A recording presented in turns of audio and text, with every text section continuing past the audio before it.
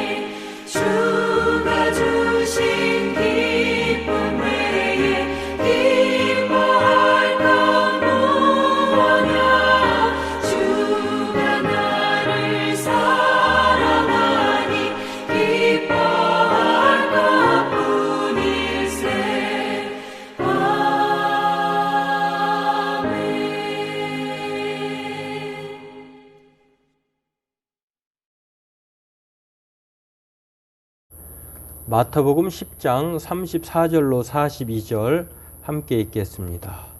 내가 세상에 화평을 주러 온 줄로 생각하지 말라. 화평이 아니요 검을 주러 왔노라. 내가 온 것은 사람이 그 아버지와 딸이 어머니와 며느리가 시어머니와 불화하게 하려 함이니 사람의 원수가 자기 집안 식구리라. 아버지나 어머니를 나보다 더 사랑하는 자는 내게 합당하지 아니하고 아들이나 딸을 나보다 더 사랑하는 자도 내게 합당하지 아니하며 또 자기 십자가를 지고 나를 따르지 않는 자도 내게 합당하지 아니하니라. 자기 목숨을 얻는 자는 잃을 것이요 나를 위하여 자기 목숨을 잃는 자는 얻으리라. 너희를 영접하는 자는 나를 영접하는 것이요 나를 영접하는 자는 나를 보내신 이를 영접하는 것이니라. 선지자의 이름으로 선지자를 영접하는 자는 선지자의 상을 받을 것이요 의인의 이름으로 의인을 영접하는 자는 의인의 상을 받을 것이요 또 누구든지 제자의 이름으로 이 작은 자 중 하나에게 냉수 한 그릇이라도 주는 자는 내가 진실로 너희에게 이르노니 그 사람이 결단코 상을 잃지 아니하리라 하시니라. 네, 오늘 본문은 이 예수님께서 오신 것을 화평이 아니라 검을 주러 왔다라고 하는 말씀 속에서 우리가 알 수 있듯이 자기를 위해서 사는 자가 아니라 예수님을 더 사랑하고 예수님을 영접하고 따르기를 바라는 그런 내용을 오늘 예수님이 소개합니다. 이거를 좀 다르게 말하면 불화, 저항과 환대, 이렇게 말할 수 있는데요. 저항하면 어떻게 되는가, 또 환대하면 어떻게 되는가, 오늘 이것을 말씀하고 있는 것을 한 번 더 보고 기도하도록 하겠습니다. 네, 오늘 예수님은 우리가 알듯이 그 평강의 왕이시다라고 이사야서 9장 6절에 예수님에 대해서 전능하신 하나님과 함께 더불어서 예수님에 대해서, 오실 예수님에 대해서 그렇게 소개한 것을 봅니다. 그런데 예수님이 희한하게도 전혀 다른, 예수님은 평강을 주러, 평화하게 하게 오신 것이 아니라 검을 주러 왔다, 이렇게 좀 생뚱맞는 것처럼 말씀하시는 건데, 사실은 그 내용의 진위를 보면 예수님 때문에 이제 그 식구들 안에 예수님을 따르느냐 또 따르지 않느냐에 따라서 불화가 일어난다는 것입니다. 그런 면에서 예수님이 검을 주러 왔다, 이렇게 말씀하고 있는 것이고요. 또 이 검을 주러 왔다라고 하는 것을 또 상징적으로 보면 우리가 그 검을 가진 자로서 이 검의 그 용도가 무엇일까요? 불필요한 것들은 잘라내는 것이잖아요. 마찬가지로 예수님을 믿고 따르는데 방해하는 것들, 뭐 의견이나 또 혈육이나 이런 그런 상황에서 있을 수 있잖아요. 그런 면에서 예수님은 그것을 상징적으로 검을 주러 왔다, 이렇게 말하는 것입니다. 때문에 오늘 예수님 때문에 이제 예수님을 따를 것이냐, 믿을 것이냐, 말 것이냐, 또 못 믿게 할 것이냐에 따라서 불화가 일어나는데, 이제 그런 상황에서 예수님이야말로 검을 주러 오신 분인 것을 알 수가 있습니다. 그런데 이제 중요한 것은 예수님을 믿고 따르는데 그렇게 저항하고 불화하게 되면 불행하게도 예수님이 정말 평화의 왕이신 예수님을 통해서 진정한 평화를 못 갖게 된다라고 하는 것입니다. 때문에 오늘 저와 여러분들은 예수님이야말로 진짜 바라시는 것이 모든 사람들에게 평화, 안식, 생명, 이 은혜의 선물을 주시고자 하는 것이지, 예수님 때문에 뭐 반목하고 갈등하고 또 예수님이 이 세상에 불행을 주러 오신 분이 아니다라고 하는 것을 생각해 보면서 오늘 저와 여러분들도 예수님이 왜 검을 주러 왔는지, 그리고 그 검이 라고 하는 그것을 통해서 우리가 정말 예수님이 바라시는 바가 무엇인지를 생각하면서 정말 진정한 평화를 위해서는 검을 든 자로서 때로는 단호하게 예수님을 믿고 따르는 데 있어서 방해하고 또 괴롭게 하는 것들을 잘라내는 그런 면에서 우리가 철저하게 반대하는 불신의 세력에 대해서는 저항해야 한다는 생각을 우리가 해야 될 줄 압니다.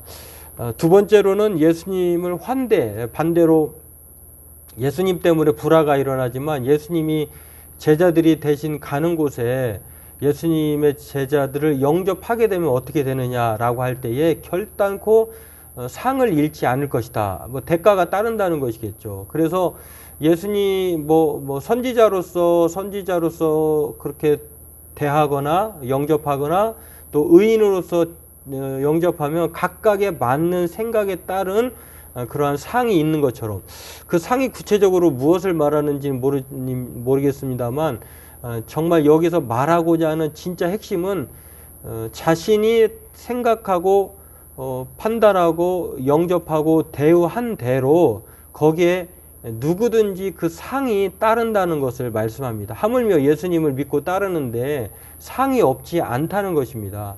우리 모두에게는 예수님을 믿으면 구원의 은혜의 상이 주어집니다. 영생이라고 하는 생명의 은혜의 선물이 주어진다라고 하는 것입니다. 그러므로 오늘 저와 여러분들은 이것을 기억하면서 때로는 우리가 검을 든 자로서 예수님을 불신하고 못 믿게 하는 것에 대해서는 단호하게 검을 든 자로서 그것에 대해서 불화할 뿐만 아니라 오늘 우리가 예수님의 제자로서 늘 살아갈 때에 언제 어디서든지 어느 곳에든지 예수님을 소개하고 또 예수님을 전하는 그 복음의 말씀에 대해서 우리가 기꺼이 메시아 그리스도의 말씀으로 받아들여서 상을 잃지 않는 저와 여러분 되기를 바라겠습니다.